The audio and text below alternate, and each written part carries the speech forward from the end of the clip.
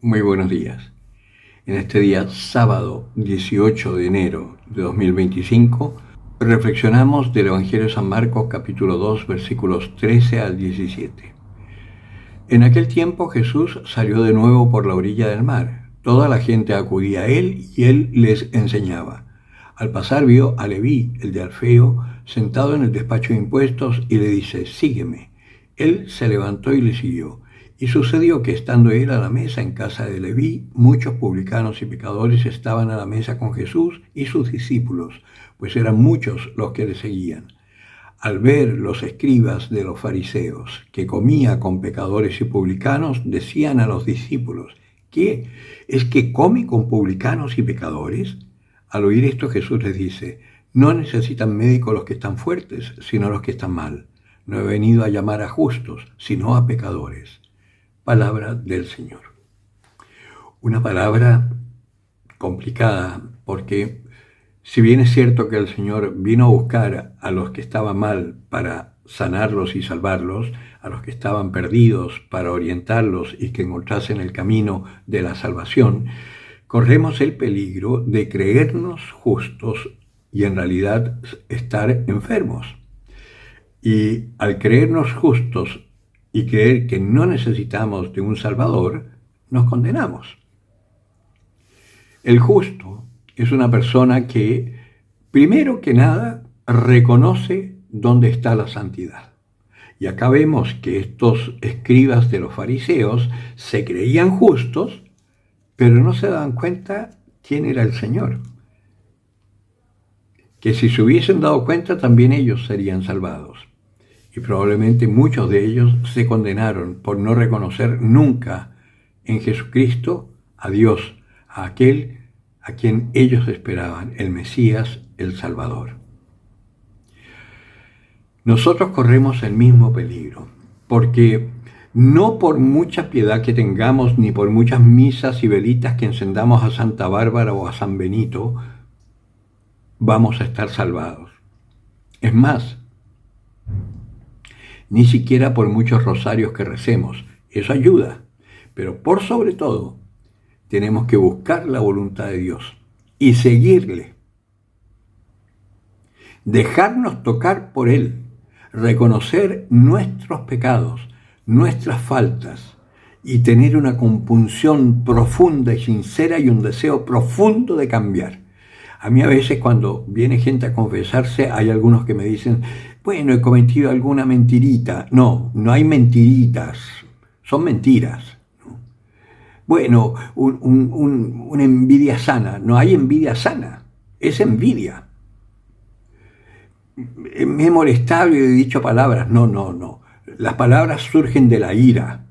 No solo usas un lenguaje procaz, que ya es un pecado, sino que además te las dices porque estás llena de ira. Y la ira es un gran pecado.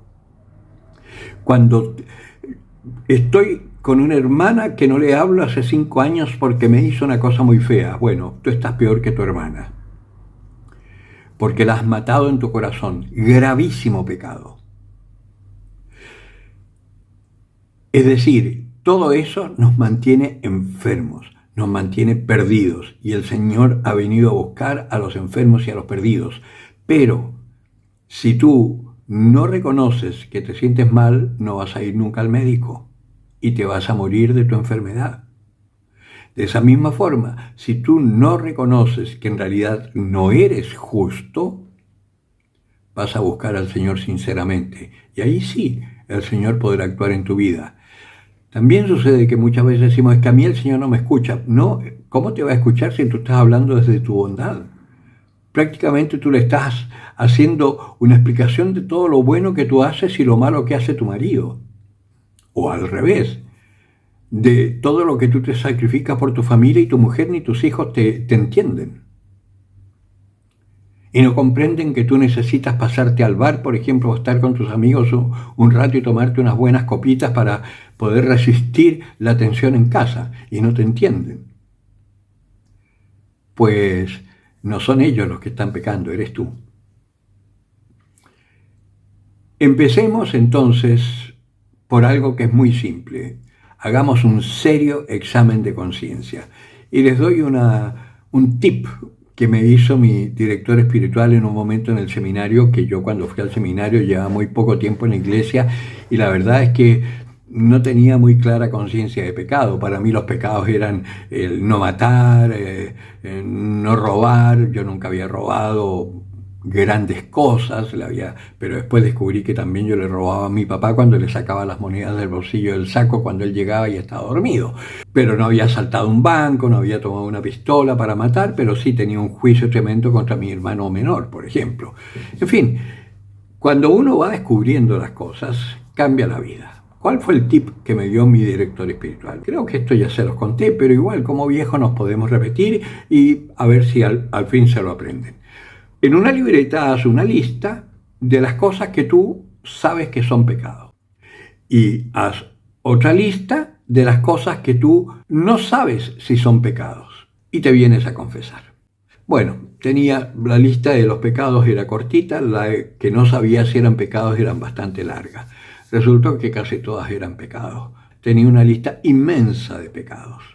Cuando él me fue explicando, yo me di cuenta de la verdad es que somos unos pecadores de día entero.